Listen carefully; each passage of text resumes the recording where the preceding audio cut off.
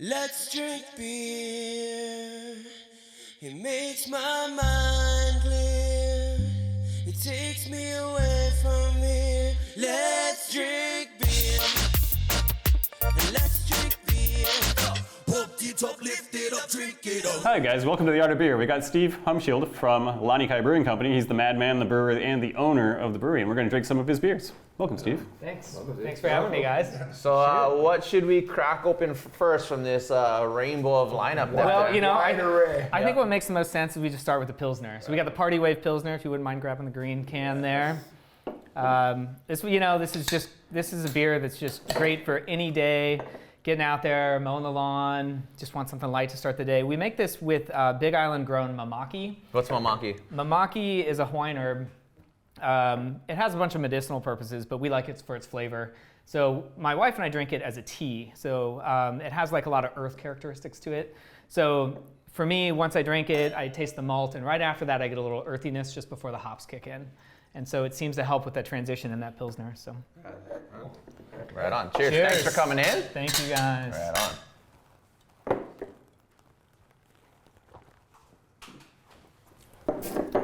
Let's mow some lawns. That's perfect. No, the mamaki really actually, it does come out. It's kind of, you get a little grassy, earthy, and then it rolls right in.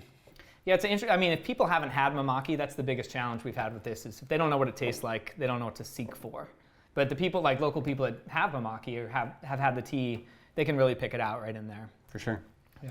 So, tell us a little about Lanikai, because I mean, using that local ingredient in this beer isn't just the one thing you do, right? You do something local and something unique, or in everything you do, right? Yeah, so since our first product that we ever put out, we've been trying to support Hawaii agriculture, and we have a local product in every single one of the beers that we make. That can be anything from a fruit, a flower, a shrub, a yeast, a local yeast. So it can really run the gamut of specifically what that is to be local, but that's always been what we've tried to do, is kind of anchor ourselves to Hawaii and Hawaii agriculture. Yeah. And across the board, like with Pillbox, that's vanilla, right? I mean, it kind of runs the gamut with. And how do you guys do that with finding sort of the local ingredient with the beer style? Because like this is a Pilsner, relatively new. You guys had done some trials early on, but like in the can, wide distribution, it's within like maybe the last year. Yeah, about 6 months. For Yeah. Pilsner, yeah. So how do you guys go about finding? Is it the beer first, and then you figure out what ingredient goes with that, or is it like you try like a strawberry guava and like, oh, this would be perfect with. Which way does it go? Yeah, ingredient first. So we look at like what seasons are coming up, like what's going to come into harvest or forage or whatever it is, and then look at that ingredient. And a lot of times we really look to the local chefs, like how do they cook it, how do they use it and prepare it, and just think, hey, what beer could we pair with that if it was a meal? And if that's the case, generally that's a great beer style to start with. And then from there, it just kind of goes into development of just trying to figure out how we want to use it, where in the process it should go, how much influence we want to have on the beer itself. So it runs the gamut, but it generally starts with what do we want first? Like what ingredient can we find? Can we source enough to make a batch? That's the other challenge too. And you find like Pilsner, it's not like a blank canvas, but you find like Pilsner is like the most approachable style to add flavor to, because it's light, so it doesn't have any big overpowering flavors of its own already. So you can work in subtle flavors or however you want. I actually think Pilsners and lagers are the hardest ones to work with in this particular case, because there's nowhere to hide. Yeah. And if you make a mistake or an error or you overdose or something like that, you just can't like hop it. And ales, you have a lot more flexibility. So I think it took us a while before we launched ales and Pilsners, and that was specifically why, is like you have to nail it every time. Yeah. So the people that put out quality ales and Pilsners, Pilsners and lagers across the world, it's thumbs up to those that can do that. Yeah, I mean, with this one, it's you guys have been around for 7 years, 7 years, and it was, it was year 6 or 5 when you guys actually like started putting out lagers, right? Yeah. Was that also a capacity thing within the brew house? Because these take longer to make, right? Yeah. So you're talking double, triple the time for a lager Pilsner compared to an ale. So we had tank capacity issues that we were dealing with, growing the brand, growing the flagships, and and also just like, okay, we weren't we weren't really figured out what we wanted to make it with. And so it took us a while. We wanted to take our time with it. And when we launched one, like I said, we have nowhere to hide, and it takes so long. It's such a commitment for a lager or a pilsner that we wanted to, do the best that we could and have a lot of confidence when it launched out. So I think you guys nailed it with this one. How'd you choose Mamaki for this, versus something else? Did you try other flavors in a pils? Yeah, we made a Kolsch before with teas, different black teas and white teas, and it did really good. And so Mamaki is something my wife and I grow and we drink pretty consistently. And so that earthiness was something that I just really love. And so it just really seemed to work well with a little bit of hop aftertaste there. And that was it. It just kind of all came together organically. It's got a nice little bite too, really good with food, fatty foods. Yep. That kind of thing would definitely work. Another pizza beer. Another pizza beer. Which you probably experimented, right? Yeah, we have some pizza beers. We got a lot of pizza beers. So aside from, you have the brew house, but then in Kailua Town you have Tap and Barrel. And what's Tap and Barrel? It's basically our customer-facing side. We started with the production facility first, and then really just kind of grew out of space to have people in for a tasting room and things like that. So we just made a customer-focused area. And then after the pandemic, we pivoted and bought a food truck and became full food service and just kind of never changed back. And it's a great spot, man. It's right off one of the main roads, and you feel like it's outdoorsy. You have chairs and tables out front. I mean, it just has a small town brewery feel to it. It's a very comfortable spot to have a couple beers. That's perfect. Hey guys, we're gonna take a little bit of break. We got some musubis from 7-Elevens. We're gonna go grab your guys yourself a snack, grab a beer, come back and join us after this break. Bringing you what matters. Viewers can receive the Star Advertiser digital full access subscription for just $9.95 per month. Go to staradvertiser.com and click on subscribe. Use the code AHITHING. Welcome back to The Art of Beer. We're with Steve from Lanikai Brewing Company, tasting his line, learning all about Island Inspired. Yep. So what should we crack next? I think we should go to the Moku Imperial IPA. I think so too. Yeah. That was one of your originals, right? Yeah, the first two beers we made was the Pillbox Porter and then the Moku Imperial IPA. So, it's kind of weird to launch with a 8% beer. But at that point, we were all in 22-ounce bottles, and we were trying to get ourselves into the market and be different than everybody else. So, an Imperial was a great way to start and kind of plant your flag in the ground and put out a good one. So this one's a West Coast IPA style. You got that malt body balanced with a ton of hops and the bitterness. It's about 75 IBUs and 8.1%. So it'll get you. Yep. It'll get you. We, around that time when you're distributing, we picked it up downstairs at Roost Chris, and we were looking at it, we're like, man, these 22-ounce bottles, 8% alcohol, and at the price we had to put it, we're like, I don't know if we're gonna sell this. And a week later, we're like, hey, can we have some more? Just crushed. Yeah. And it was very popular, and whether it was locals or visitors, they were stoked. And it was just, I'm not pessimistic. I was just looking at a couple key factors, but that's why I don't know what I'm talking about sometimes. So I'm glad I did. It was also, cheers. Let's jump in there. But it was also a time, when you guys opened 7 years ago, it was that rebirth of craft brewing on Oahu, at least, right? There were a number of you all opened within months of each other. Yeah. How long had you been working on the idea? Where did it come from? Were you home brewing before? How'd that all come to be? Yeah, I started out home brewing, and I knew how to fix surfboards, and my buddy knew how to make beer at home. And they both take roughly the same amount of time, and we were terrible surfers, right? So we'd go out and surf, break boards, come home, make beer, fix boards, repeat. And that's kind of where it all started. And I owned a number of other businesses at the time.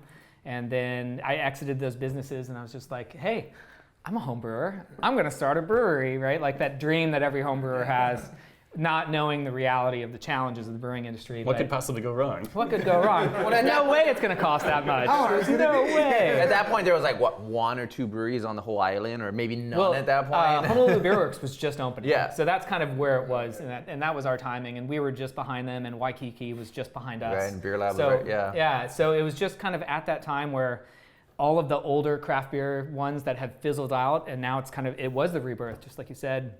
And I'm stoked to see everybody still alive and thriving after that, and it's really changed the industry, but everybody getting together, being friends, focused on changing laws together, and really just kind of coming together and say, wait, we want to have a different industry here, and we're willing to shape what that industry needs to look like now and into the future. Yeah. So from the very beginning, was that, you know, I know your guys' tagline is island inspired, and like we talked about where there's always some sort of local tie or local ingredient in every, was that something from the very beginning? Because I know Moku, Pillbox, and Route 70 are all like from the very beginning, right? Yeah, Moku and Pillbox were the first two. It was, you know, at that time there was all this awesome like cuisine, like Asian-inspired cuisine, Roy's, all that stuff that was out there, and most of the brewers at that time were making, you know, they were still using local ingredients. But I was wondering why can't you do that in every single beer? And that's because I was naive. I didn't realize the challenging of like how do you get mamaki approved through the TTB, the Federal Regulatory Board, like, and those challenges were way greater than I ever expected them to be. But those also became what defined us, because once we started on that path, we just never turned around. We just figured out our path down the way. And other people have benefited from it, because you look at all the other local breweries as well. I mean, they all kind of pull that as their mindset. Like, oh, we can use local stuff. I mean, Beer Lab uses a ton of local ingredients, and it's better for everybody. We constantly talk about how great it is for the community to share, and sharing ideals is the same as that. I mean, yeah, and I don't think any one brewer competes with another when it comes to local ingredients. We all embrace them and use them differently, and everybody seems to use them within their style. Right. Yeah. So have you ever had to go out and like forage for your own and gather your own? Yeah, quite a bit. I had one beer I made, and then I had to hike almost 90 miles. Yeah, and then another one I've been working on for almost 6 years to get Ohello berries, where you can only go out and forage for 1 ounce a day. By law. By law, you can forage 1 ounce per day. What do you do, freeze them? Yeah, I freeze them. So I've been working for years, and I haven't had enough to make a batch. You know, it takes like 100 pounds. So maybe like when my kids are like in college. So you're gonna call it the decade beer or something? I might be dead by then, but I'll pass it on to like the next generation. we're gonna go cut out. We're gonna go hiking with Steve and see if we can find him another ounce of berries. We'll be right back in about 6 hours. Stay tuned. Get your house in order. Visit hificu.com and download the Ho'okele guidebook today. Okay, we're back from our adventure gathering berries. We got an ounce each, 1 ounce each. So maybe in another 3 years, Steve will be able to make that beer. But until then, we're gonna jump into another one of your beers that does use some local berries that are much easier to find, right? Yeah. This is Hulani. So this is it's Upcountry Maui strawberries as a sour ale. So strawberries grown in Hawaii. Yeah, by actual people that farm them. Like we don't go pick them. We don't try to even deal with it. It's so much easier when we can work with local farmers or contract them to say, hey, give us your ugly fruit, the ones you can't sell at Whole Foods. Right. Or whatever. We don't care what they look like. We care what they taste like. Right. So it's so much easier when we can work with them. So where on the islands are these strawberries grown again? Upcountry Maui, Kula. Nice. Kula Country Farms usually does it. So the lactobacillus in here is actually native Hawaiian lactobacillus as well. So we've perpetuated this culture for about 7 years now. Can we explain to a couple of people what lactobacillus is? Lactobacillus is an ingredient that sours beer. It drops the pH to boost acidity, which what creates sour beers. This one isn't really, when you look at the pH of a sour beer, usually it's 3.5, and some of the super acid ones are down to 3.2. This one's a little bit higher. It's about 3.7. We just wanted to kind of boost the strawberry flavors in this particular That's one. a great idea. Yeah. So where you said you captured, normally a lot of times you get your yeast from a lab, right? Like they've been, most brewers' yeast you order from a lab, it's been cultivated, it's stored, but not, you got this, you found this. Yeah. Where and how do you do that? Yeah, it's challenging. It's like fishing. If you want to go catch an ahi, you're going to use an ahi lure. So first, we have to make kind of like wart traps. We're trying to figure out what we want to catch, and this particular lactobacillus is what we wanted to catch. Lactobacillus doesn't grow in high hop environments, so we had to make a wart substrate that had no hops in it, which allows that souring to come out. So, we could talk for weeks on how you capture bioprospect and stuff, but that was generally what it is. And then you have to make sure what you're capturing tastes good, and it can produce alcohol or the flavor that you want, and that it can't hurt anybody. So then we go through a pretty lengthy process to develop it and get it into the point that we know that what species we're dealing with and that we can brew with it. So what's pretty crazy is like you're using, obviously the malt's coming from somewhere else, but water's here, strawberries here. Mm-hmm. There's not a lot of hops in this beer, right? It's pretty minimal. And you're the actual bacteria that's creating the beer, creating the fermentation is from here as well. Here, yep. Wow, that's pretty crazy. Yeah, it would be my dream to be able to, make a fully linear Hawaiian beer with all the hops and everything, but we don't, just like you said, we don't grow hops, and not enough people do. So one day we'll get there, I think, though. And it's hard with the barley doesn't necessarily grow here very well. It's a little moist. You could use buckwheat though. Buckwheat does grow interesting. here. Yeah, or corn grows here. So you could hack the grain bill depending on what you came up with. Nice. Yeah, at the shop we've seen your line of fruited sour beers have been extremely popular. And I don't know if it's, you use a lot of local fruits and it goes from the mango and it changes, but how did you guys come up with looking at that line of doing different sours throughout the year? Well, it started with, we were probably really early in the sour producers in the islands in general. And I'm a huge sour fan, I always have been. And I wanted to introduce our customers to it. And at that point, we didn't have our tap and barrel. We just had our little tasting room. So we had a great opportunity to educate our customers, every single one that came in. So then we were trying to figure out what sour beer would make sense in Hawaii that we could encourage people to not worry about how sour it is, but to seek a flavor. So we developed the Pog Sour, which made sense. And just convinced people, hey, look at the local ingredient. Try to taste the Pog in there first. And they forgot about the sour portion, and it kind of was nostalgic, the childlike flavors of the Pog. And so from there, it just kind of started growing from there. And we were able to really highly educate our consumers first, and then help them find ways to really enjoy the beer. Yeah, I've seen it, and it's people who normally even might not even, you say sour beer, and they're like, oh, I don't know, and then they have a few, and they're like, oh, I really like this. Yeah. I find white wine drinkers gravitate towards it too. It bridged the gap between non-beer drinkers and now drinking beer because it's sour, it's got fruit to it, it's not overly hoppy, so all the things that people don't like about beer, they can enjoy in this glass. So Sure. Yep. Well, we're gonna run, take a break, and when we come back, we're gonna talk about more of his wild ales, where he's finding the ingredients right here in the islands. Homeworld, locally owned and quality brands. Let us help you create your perfect home. Beachside Roofing, the leaders. Hey guys, welcome back to The Art of Beer. We've got Steve Haumschild from Lanikai Brewing Company. We just had your sour beer where you harvested almost everything from Maui here. Let's go into this beer that is finding a yeast almost as far as you possibly can get. What is this thing? This is welcome to Mission to Mars. So we had an amazing opportunity to work with a bunch of people from NASA, and they were just as infatuated with beer as we were infatuated with I'm a nerd. When I grew up, I was like, space is awesome. You watch Space Camp, all that stuff, and it was really cool just to be able to meet them and talk to them. So we convinced them to help us bioprospect from space.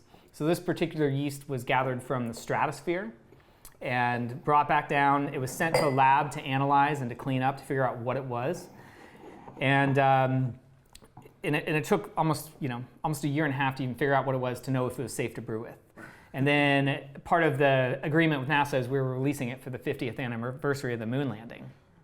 And about 3 months out, I was like, I don't know what it is. I can't figure it out. And so I call them, and they're like, well, we know exactly what it is. It's a UFO, but you should call it an unidentified fermenting object. And I was like, okay, yep, we'll trademark that real quick. So we immediately trademarked that, and then we were just going to use this strain to learn about it, and then travel and go to other brewers with it, and just learn what it was and what parameters and all the things. And the pandemic hit. So earlier this year, friends from Brothers Cascadia, which is in Vancouver, Washington, came over and said, let's get weird with it. So it's I describe it mostly as like a farmhouse pale ale is the best way that I can describe the flavors out of it. The yeast itself, I won't geek out too far, or just pull me back if I do, but it comes from the Pichia family, and those are believed to be in the presence of alpha acids. Those are believed to be the precursors for Belgian funk. So we do ferulic acid rests, and we do a bunch of brewer's technique to try to drive a little bit more funk flavor out of it. So after you did this, you obviously put it on your social media, how many other brewers have contacted you and said they want to get in on this? I had equal mixes of people that said I was full of shit, as it was that, hey, I want to brew with it. It was really crazy.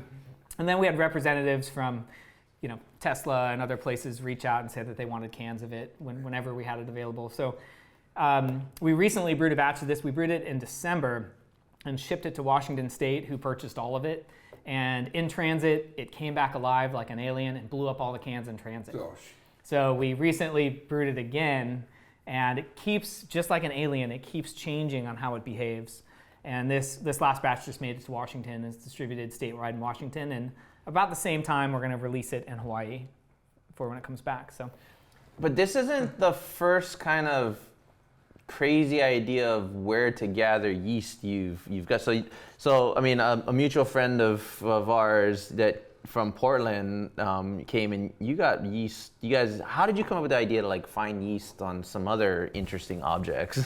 yeah, well, alcohol always drives great decision making first, right? I don't know. This one is probably a crazier one than I've ever heard. So I got permission to go to Coconut Island and to bioprospect yeast on Coconut Island. And a friend of mine ran a research program over there, and he's like, hey, you want to go see if there's any yeast on sharks to make some beer? I'm like, hell yeah, sharks, beer, let's do it. Fully thinking there's no way this will ever work. If you think about sharks, they have a mucus layer on their skin. We assumed that mucus layer was kind of like a repellent and wouldn't allow anything to come in to infect them if they got a cut or a bite. Turns out it was a catcher's mitt.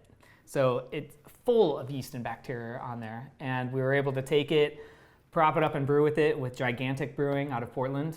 Ben Love. And Ben Shout out to Love Ben got Love. a chance to catch sharks with us and swab sharks. And we built a friendship around that, I'd have to say. So what beer did you, when you found that, like, what process did you find? Same thing like with adding an ingredient, like how did you come to figure out what are you going to make with that? Yeah, when you deal with wild yeast, you don't know what the flavor yeast is going to contribute. And water and yeast contribute so much more flavor than hops and other things do in regular. So we have to brew batch after batch after batch to really figure out what yeast characteristics are going to be driven before we can really even start making the beer. So that's the process we use is make a couple batches, usually 4 or 5 batches, and then after that, we know what the flavors are, and then we'll design a beer around what those flavors are. That is crazy.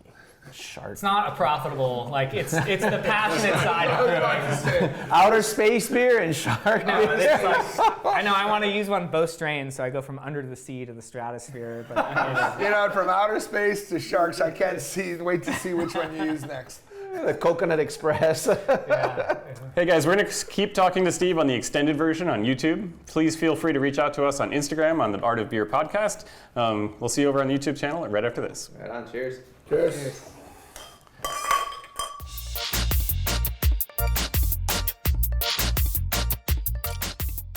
Welcome to the YouTube edition. Don't drink beer in the morning. This is what fucking happens.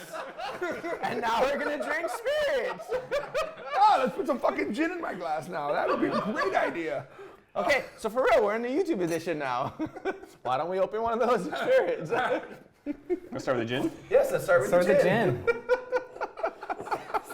This is going to go well. Okay. What could possibly go wrong here, huh? All right, so what are we pouring here from you? So This doesn't look like beer. It's not. It's just as delicious though. So we started distilling. During the pandemic, we pivoted to survive, and we didn't know what was going to happen. So we said, well, we need to get into as many beverages as we can as different revenue streams to get out of it when the pandemic ends. So we got into distilling. So what we're drinking here first is a lemongrass gin. So we're kind of sticking on the same thread as what we do with our beers, local infused flavors that are in there. In this particular case, when we distilled the lemongrass, it creates almost like a Fruit Loop style smell, which is really cool for blending drinks because you can either go on the acid side or you can go on the fruit side when you blend with it. So you can make fruity drinks, you can make acid forward drinks, or you can just drink it over ice. Like Fruit It Loops. does. No, It does. totally does. It does. It's crazy, it does. Yeah. So, for those who might not know, like distilling and brewing, not the same thing, right? Like you need different equipment, different everything, right? Like Yeah, you need some overlapping equipment. So obviously brewing is fermentation, right? So you're going to throw yeast and sugars and create alcohol that way. And distillation is taking that alcohol that you've made from fermentation and then purifying it, removing color, flavor, and everything else in there to whatever level you want it to be. So we kind of already have a lot of the equipment in place and can swap it back and forth between brewing and distilling. For us, we take a brewer's approach to distilling. So we're not only making, agricole or bourbon or whatever. We wanted to be able to make whatever we felt like making and kind of just keep the creativity up and running and kind of figure out who we want to be as we grow up as a distiller. So these were the first that we made, was this lemongrass gin. And then we made a play on amaretto. So instead of using almonds, we used macadamia nuts.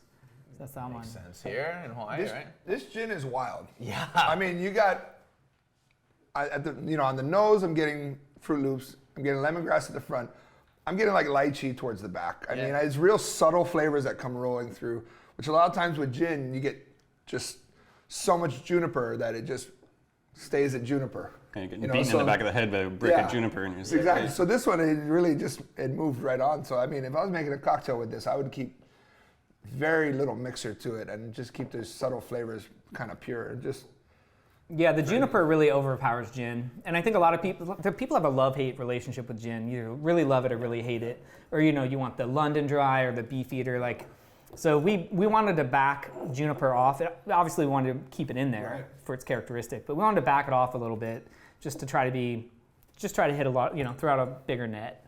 That was the goal with this one. It's fun. It's fun to see brewers go into distilling because I think, it's funny in the spirit business. You see the distillers get all the credit, but what you ferment is where you get all those things that you're gonna get the flavor out of into the final product. And then if you put things in barrels, like the cooper never gets any credit, but you're distilling for an afternoon and you're putting in that barrel for 6 years or 10 years or 18 years or whatever it is. He thinks like whoever put it in the barrel and tasting things in the barrel should get at least as much credit as the guy like making the juice. Sure. And probably more so the initial thing where you're putting. Well, I mean, even the guy that blends it, or the woman or man that blends it, that is the skill set that is the most valuable. I think when you get into blending, you can start calling yourself a master distiller. I think so many people overlook the blending process. They're like, yeah, the guy sits around drinking whiskey all day. I was like, no, he's a touch of this, touch of that, and he can't burn his palate out. Such a or refined her palate, It has to stay true, and every little tweak has to be noted, and they keep meticulous records on it,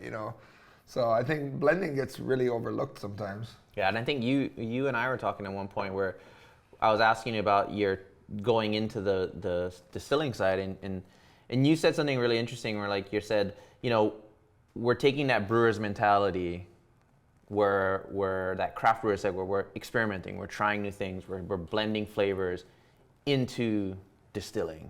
And you can see it with this because that's different, but it's really cool. Yeah. And that's neat how you guys are doing that. Well, I mean, we have more experience in fermentation than we do in distillation, and the reality is that's where we're great. In fermentation, in distillation, you can purify stuff. If you ruin it, you can just make it pure alcohol, done, blend it into something else. But when you make a beer, it's a little bit more delicate in that case. So we're trying to make the best wash that we can put in before it becomes an alcohol versus just, hey, throw alcohol or throw yeast at it, make a yeast bomb, get the alcohol out of it, and start from there. We're trying to use best product in to create the best product that we can coming out of the backside of it. Yeah. I mean, and from a Hawaii-based company standpoint, you guys are diversifying, and it's not that, I mean, there's other companies, beverage companies where, I'm saying beverage company, right? Yeah. And how important is that operating in Hawaii where let's just be honest, incredibly difficult. Everything's more expensive for you to have opening up your revenue streams to multiple different sort of palettes and, opportunities. I mean, time will tell. We're out of the pandemic. In 5 years, we'll determine if that was the right bet or not to spend money in diversification. And, I don't think that there's really a bad, I think that's a route people can take, but focusing on one product coming out, I think that's also another great route. It's really what everybody at that company is willing to stand behind, and what drives that business is really what's going to make it succeed. I think time will tell, and really what it is. But you should crack that macadamia. Yeah, so Macaretto, right? Macaretto, baby. Macaretto. Yeah, so amaretto's, it's great for blending. It does a lot of great stuff. But really, it was for this particular one. This was ingredient first. So what can we do and use local ingredients? And this one just made sense. Who doesn't love the butteriness of macadamia nuts and toasting it out and creating a spirit with it. In this particular case, in my opinion, you can drink it over ice or you can blend it out. We blend it into our Mai Tais at our spot over there. So Cheers. You got, here's the two cocktail experts. Oh, I could play with that. I could Oh, come up with wow. some shit on that. That's What's the alcohol content on that? 25%. Yep. Wow. So There's the not, gin's there's at not 40, a that's- single burn on that No. at all. That butteriness from the toast, like, and we hand And toast the it's- mac nuts and crush It's it. rich. I mean, Yeah. it's Yeah. delicious. But it's not cloying or like it has that kind of overpowering. It's there. Wow, that's really cool. Yeah, we've been stoked that we focused really hard on doing our homework to get the products out, and we got pretty lucky, I think, in our first two. We're pretty proud of these first two, and we set a high bar for ourselves, and we hope to continue to do it.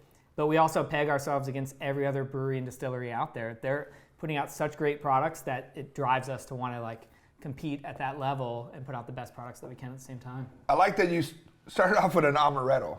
You went gin and amaretto. Most people, they're like, we got to do a gin, or they want to do some kind of whiskey. Or you're like, no, let's do something we can do. Yeah. I mean, part of that, and something drinkable and delicious. brewers are so collaborative. Like that's everybody in brewing is just so open about everything. In distilling, it's a little bit more guarded. And I'm friends with a lot of the distilleries in the state. And so when we were looking at our products, I didn't want to step on anybody's toes.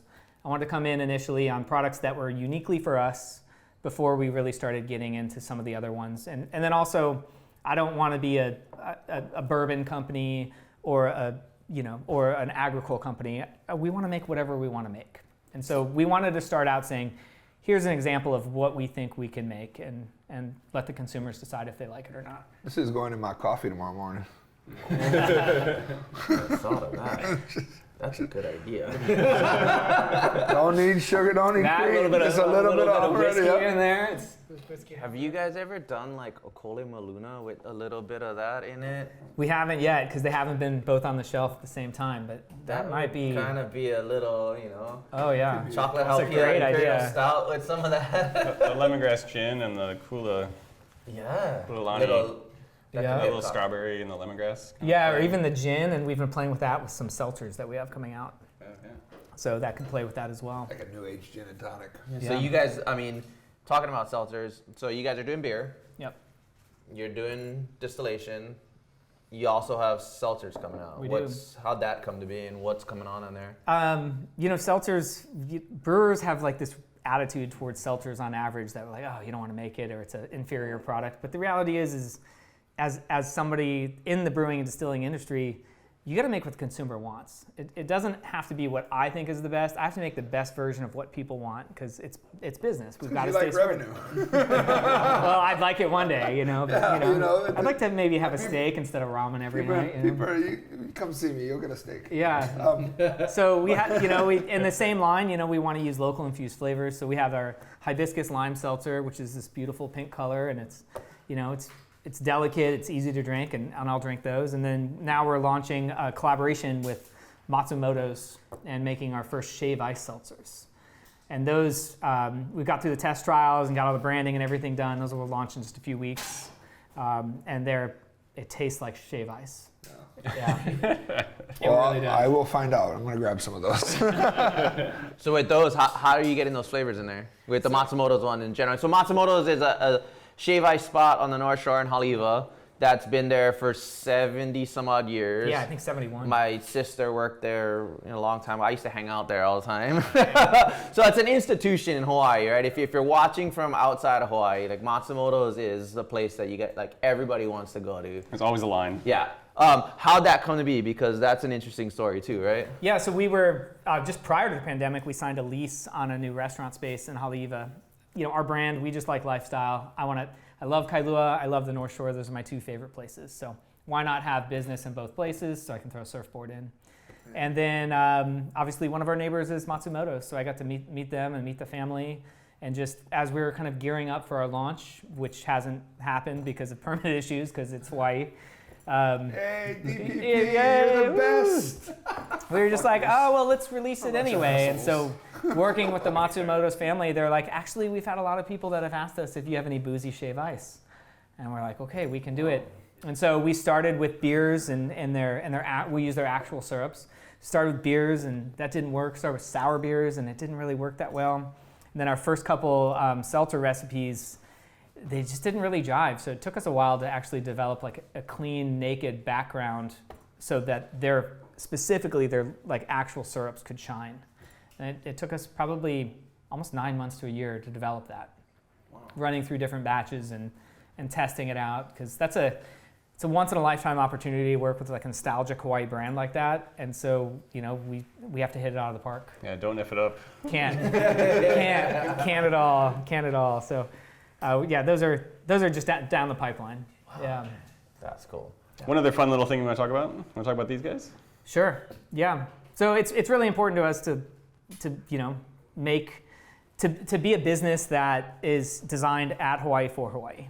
That's always been really important to us. And you look at things like microplastics on the beach and all the things that happen in a brewery. We'll get these container-fulls of product that are wrapped in plastic, and it's always bothered me. So instead of looking at our supply chain of when it comes to Hawaii to when it leaves Hawaii, we started looking at our supply chain as what is the source and where does the trash go when it's done. And microplastics obviously being a big thing. So these rings here are made out of organic products from the manufacturing process. It's made out of basically spent food, spent grain, things like that, and a binder. It's 100% organic, and they're compostable. So these things you can take and you can throw in your green waste bin, and if they happen to go in the ocean, obviously we don't want anybody to throw them in the ocean, but if they happen to go in there, deteriorate. Yeah, in just a few weeks, or they're actually edible, and it won't hurt anything. We don't want people to go like feed the dolphins with them, or whatever, but because they fucking will. They will. No common sense in this world. They will. The major issue with why this isn't on, this should be a product that hopefully everybody in Hawaii can adapt one day, but it's just really expensive right now. Yeah. And so until the volume can get up and the price can get down, unfortunately, people are worried about profits, especially now, and microplastics are going to continue to drive up. Well, man, I got to tell you, that's one of the many things that I like about Lanikai Brewing Company. Your guys' passion you put into things, the thought, your sustainability, your use of locals. If you haven't been to Lanikai Brewing Company and to the tap room, get down on Hamakua Avenue in Kailua. Look for, hopefully in the future, in Haleiwa if DPP lets them do it. Jerks. But we want to thank Steve for coming out. This has been awesome, man. Thank you. Appreciate it. Thank you, guys.